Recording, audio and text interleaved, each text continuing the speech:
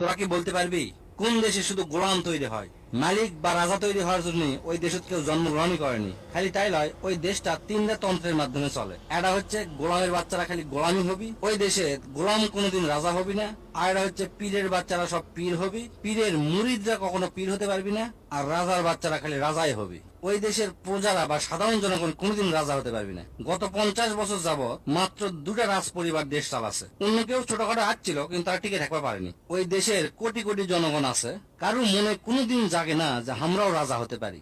দেশের মানুষের এমন মন মানসিকতা হয়ে গেছে যে ওই দুই পরিবারের সবাই যদি মরে যায়, মানে কেউ যদি আর না থাকে, তাহলে দেশের মানুষ দেখবি যে ওই বাড়ির কোন কুকুর বিড়াল আছে নাকি। যদি কোন কুকুর বেঁচে থাকে, সেই কুকুর ভোট দিয়ে সংসদে পাঠাবে। তারপরেও ওই দেশের গোলামরা কোনোদিন রাজা হওয়ার চিন্তা করবি না। এই 50 বছরে তাকে মনের মধ্যে ঘাতে গেছে যে আমরা গোলাম হওয়ার জন্যই জন্মগ্রহণ করছি। খালি তাই নয়, ওই দেশের সমস্ত মানুষের লেখাপড়া করানো হয় শুধুমাত্র চাকরি পাওয়ার আশায়। অর্থাৎ লেখাপড়া করে বড় ডিগ্রি অর্জন করে চাকর হবি, অর্থাৎ চাকরি করবি। সেই জন্য ভালো ব্যবসা বা মালিক হওয়ার জন্য কোনো দিন কোনো বাপ মাও সেই দেশে লেখাপড়া করায় না। কি একটা সাংঘাতিক ব্যাপার ভাবছো কি তোরা? এই ব্যাপারে তোকে একটা উদাহরণ দেয়, শোন। মনে কর একটা ছেলে লেখাপড়া শেষ করে চাকরি না করে গ্রামের বাজারত বড় দেখে একটা মুদির দোকান দিছে। যে মুদির দোকানত মোটামুটি ভালো ব্যবসা এবং 3 জন কর্মচারী নিছে। 3 কর্মচারীর বেতন দেয় 30,000 টাকা। ওই এলাকার লোকজন অর্থাৎ প্রতিবেশীরা দোকানের সামনে যায় আর কয়, কারে লেখাপড়া শেষ করে কোনো চাকরি বাকরি কিছু পাইলো না, লাস্টে কোনো পথ না খুঁজে পায়া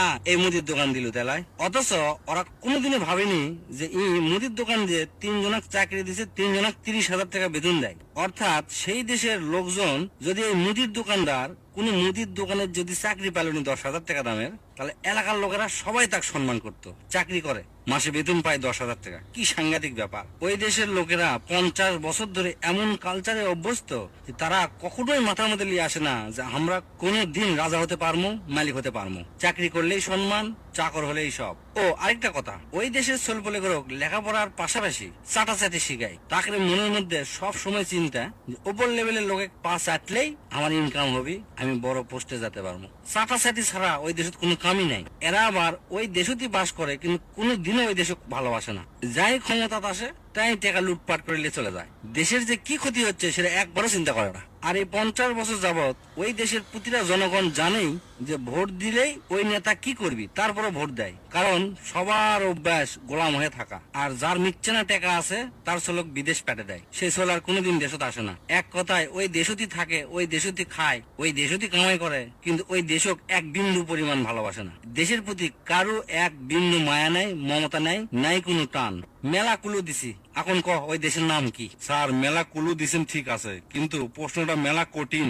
সারা বিশ্বে ইনকে দেশ আমরা খুঁজে পাচ্ছি না। আপনি না সকল দর্শকে কয়া দেন, যদি তারা জানে কমেন্টে লিখে দিবি ওটা কোন দেশ।